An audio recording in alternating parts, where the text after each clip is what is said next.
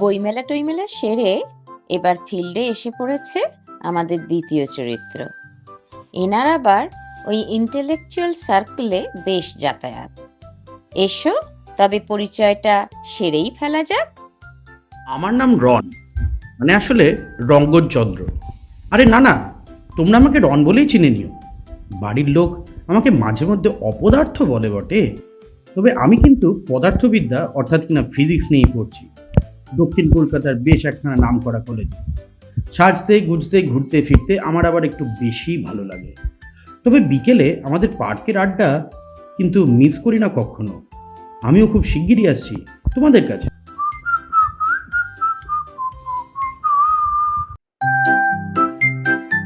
করো like, share, subscribe.